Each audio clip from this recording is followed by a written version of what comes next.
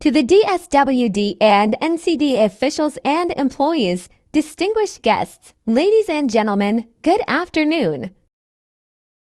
I am privileged to be in the presence of these exemplary women and to be given a chance to share my story. Thank you for this opportunity. My mom often tells the story of how it devastated my family when they found out that I am deaf. I was 8 months old then. I did not know I was deaf. I was just living my Disney princess life, crying when I wanted to drink milk, to have my clothes changed, and to be cradled. I grew up thinking I am normal. I see my siblings sing karaoke, and I believed that I could sing, so I sang. I see people on television dancing, and I believed that I could dance, so I danced. I would play with kids my age. We use gestures and we can understand each other. We can play all day long. Until we grow older and they all learn it to talk. And I couldn't. I can't hear them, more so understand what they're saying. It was becoming harder to play with them. I bet it's annoying for them that I can't understand what they're saying. So they stopped playing with me. When I was 5 years old, I wanted to study like my siblings. I want to wear those cute uniforms and have got cute trolley bag and get those medals and make my parents proud. My mother looked for a school that caters to deaf children. Many of them rejected her. They say people with disabilities are slow learners and throw tantrums. They only accept older special children and I shoulder have a nanny. Without even seeking and interactive with me, I was judged and discriminated. But my mom insisted. Please, can we do a 1-week trial? I'll stay outside the room. If it won't work, I'll pull her out of the classroom. My family believed I could do it. So I started going to school at the age 5 years old. It was a long commute, but it's fine. I learned sign language at the age of 5. I communicate with people at school and at home through sign language. And I believed my life was normal. Until I noticed people acting weird around me. People would look at me and my family in public transportations when we communicate in sign language. People would whisper in each other's ears looking at me while I talked to my friends in sign language. People would stare at me, others would give me pitiful looks. I started asking my family, why are they looking at me? What are they saying? Why are they not using sign language? Why can't they understand me? Why can't I hear you? I grew up believing I am normal, but then I was exposed to society, until the society told I'm not. I'm deaf. I'm different. PW just like me are socially excluded. I continued studying with the company of deaf people like me. School was easy. We understood each other until we were mainstreamed with the hearing class. Our teacher is not using sign language. Our classmates are not using sign language. There is one interpreter for 10 students. It was hard. Before we could asking anything, the rest of the class had already moved on to another lesson.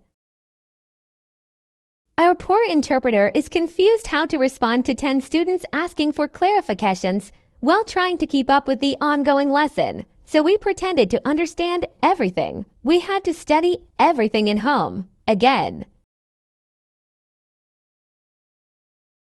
We felt useless. We felt dumb. We cannot learn as fast as our hearing classmates.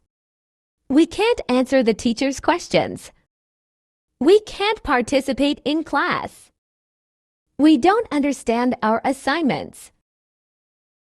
I started asking, what is wrong with me? Then I moved up to a school where everyone is using sign language. The principals, the teachers, the janitors, the security guards, and all students. Deafness is not only accepted here, it is the norm. I felt fully seen, heard, and included. I gained my confidence back. I was joining pageants and academic contests. I became a member of the dance troupe. I became a student leader. And I excelled academically. It felt like a dream come true. In this place, everyone is encouraged to be their own selves. There will be no judgy and pitiful looks from anyone. Everyone is empowered and will help you become the best version of yourself. In the place, I am normal. Then one day, I was scrolling through my social media feed and saw the trending scholarship prank people are mocking persons with disabilities. They pretend to be with disabilities to apply for a scholarship and laugh afterwards. It was cruel and hard to watch. It has been the talk in my community. We felt degraded and dehumanized. We were objectified as subjects of ridicule or pity. It may be just content for them, something to laugh at to make their day a little better, but for us persons with disabilities, that is our life. It's not a comedy. Our life is not charity. Personally, I was offended, so I said my piece. I stood up for myself, not realizing that when I did, I also stood up not only for the deaf community, but for all persons with disabilities. That marked the start of my advocacy. Thanks to technology, I found my voice, literally, through the use of AI. My name is Erline Grace. I use social media as a platform to raise awareness about the deaf culture and community. I share content about the realities of being a deaf, correcting misconceptions about us, and giving lessons about sign language.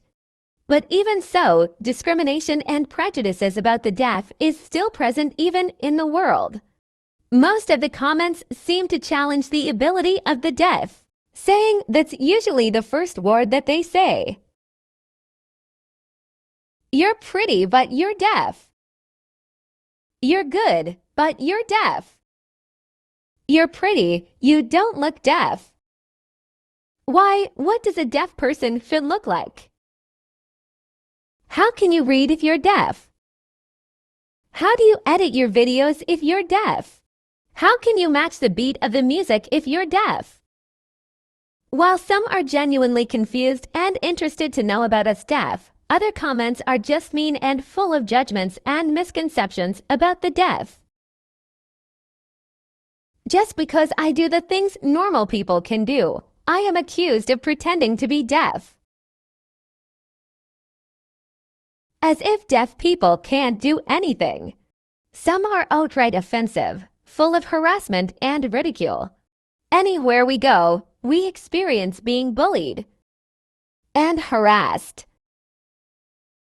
Others are so hell-bent on curing my deafness and want me to be normal.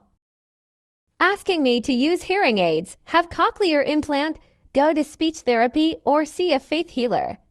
As if these opinions are effective for everyone, cheap and without health risks. While they may have the purest of intention, it only magnifies the lack of acceptance to disabilities and people who have them. I am DAF and it's okay. I'm fine being deaf. Today, we are witness of what a woman can do despite and in spite of her circumstances.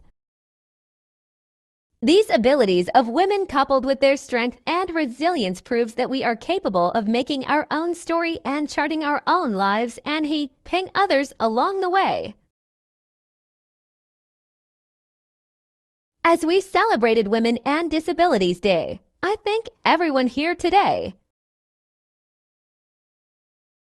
Thank you for advocating, supporting, and believing in the abilities of women with disabilities.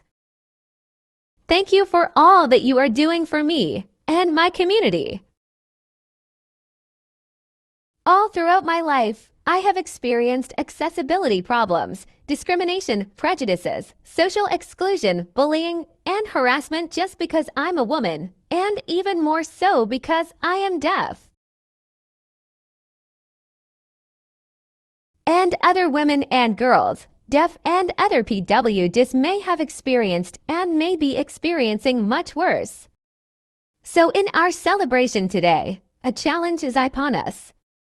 As people, as women with these abilities, let us accept, empower, celebrate, inspire, and thrive. We are not disabled. Instead, we are differently abled. I urge everyone, enlighten people to unite and work towards creating a supportive environment that fosters growth and opportunities for all, where every individual, regardless of gender and ability, can thrive and reach their full potential. Let us change mindsets and keep conversations about gender equality and inclusivity to reach more people and to help more people. Together, we can build a world where prejudice and social exclusion cannot foster. We will, because we definitely can. Thank you. Again, good morning and happy Women with These Abilities Day.